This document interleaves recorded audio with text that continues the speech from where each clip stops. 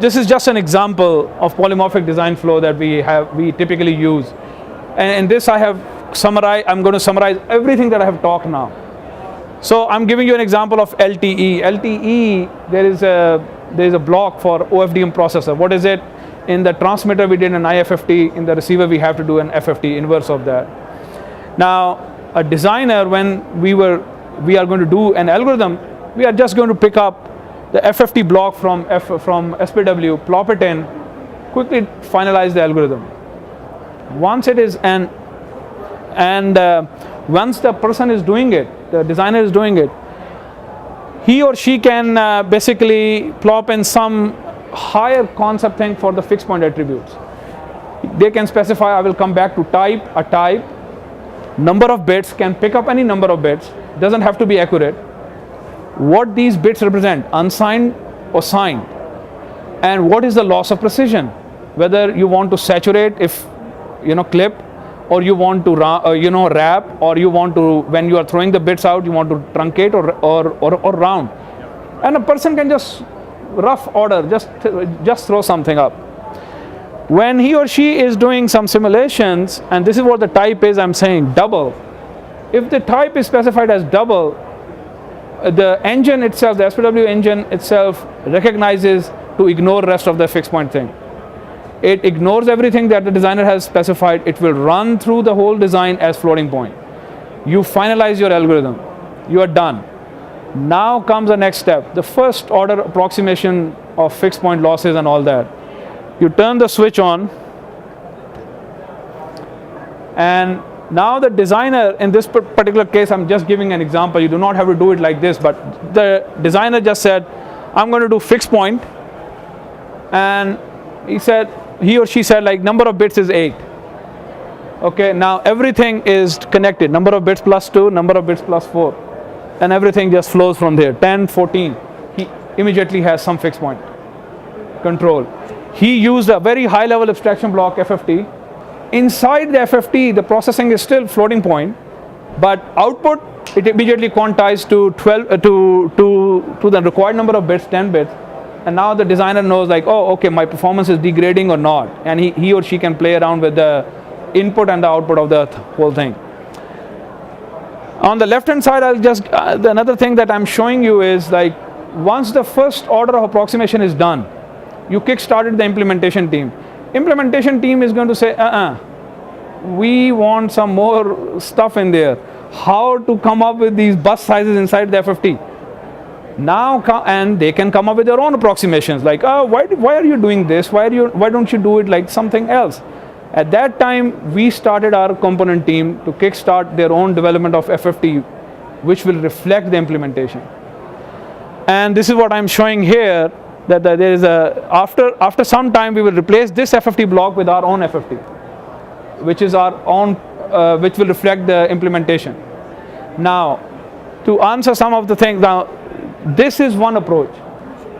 In polymorphism, they have provided control at any point in the signal flow. You can change any way you want, and you can go there and you can have all that control. I don't know whether I was able to answer the question so far or not. So after this optimization, our next goal was to also do the verification of the ASIC. The implementation guys have captured something, whether they have captured something which is accurately reflecting what I have done, or whether they have some, hidden bodies there.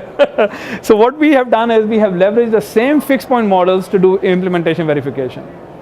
And there are, before I mention there are two methods available by CoWare. One is co-simulation. You take the RTL, you bring it back to their system, and I will let CoWare explain maybe on Wednesday more about it.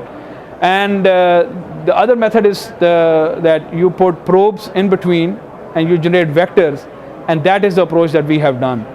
We have always used test vector generation throughout our system. And in order to do that, we have made it mandatory for the component teams to sit together and finalize the architecture of an ASIC. Now, once you do that, ASIC guys can come up with their optimization. you can back annotate those optimizations into your fixed point models. For example, lookup tables for a divide. ASIC guys hate dividers, right? So they don't want to do a divide. They will say, can we do a lookup table? If you want to do a lookup table, then you have to reflect it in your fixed point optimization. So you can back annotate it. And not only that, the switch, when you are switching the component to fixed point, can also be used to switch in these implementation optimizations in. Now what does this do is, when you are doing a floating point, you are doing a full, I'm giving an example, you are doing a full divide. When you are doing a fixed point, it will automatically switch in the lookup table for a divide. Now you can see how that performance of the fixed point is going to degrade the system performance total, and you can quickly finalize the lookup table parameters. By doing this bit exact modeling, we are now guaranteeing that the implementation performance in the lab, at least for the test cases that you have done and nothing like you forgot to test, is going to be the same as in the lab implementation. And maybe this is going to further answer your question. Model usefulness continues even after the implementation is proven. What I'm trying to say is, so there is a component team that did their verification of their ASIC. They are done. They said, okay, we are done. Implementation guy has captured exactly what my model is reflecting. Their implementation guy gives it to the ASIC top level guy. The SPW guy is going to give it to the top level SPW guy who is doing the link level analysis, the whole system analysis. When these models are there, they are now doing what we have termed in our company stress testing. Meaning there is a standard based test, but normally operators are not going to just put it in those situations. Operators are going to have many more scenarios than the ones that are in the standard. So what we do is we come up with the stress testing of our fixed point. We'll come up with our testing scenarios and we'll say, like, if the system is going to be like this, what will be our performance? And we have found a lot of bottlenecks, even when the conformance tests were passing, but the stress tests, we have found some bottlenecks, and we have optimized our fixed point after that, did a re-verification of our ASIC guys, and this is how we made the system go. I'll go over the benefits. We have seen that real-world development scenarios, by actually taking from algorithm to ASIC and all that, 60% development cycle reduction. And this includes algorithm, which is floating point, to first order approximation when we are kick-starting the implementation teams. And then third is when we are doing the bit optimization. And fourth is when we are doing RTL verification. This is all in one model. There are not different models. And this reduced a lot of bugs that used to come into our models, And as I said, algorithm developers are asked to mirror the implementation hierarchy, so that will speed up the RTL verification. And I have already touched this, that the fixed point simulations have actually reflected the implementation performance in the lab. In conclusion, polymorphic methodology provides consistency, delivers consistent results throughout any development project. Rapid prototyping produces initial results in a short amount of time. It provides efficiency, it guarantees the performance of the implementation through a fast platform.